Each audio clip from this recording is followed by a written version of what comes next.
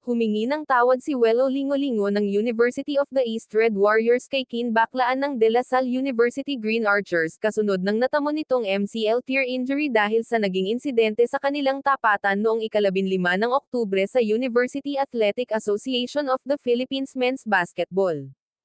Aniya, first and foremost, I would like to sincerely apologize to kinbaklaan, to his family, to his team, and everyone affected by the incident. I am truly sorry sa nangyari.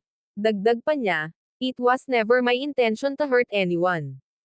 I was simply going for a usual loose ball dive, something we players instinctively do in the heat of the game. Moving forward, I accept this experience as a lesson to become a better and more responsible player.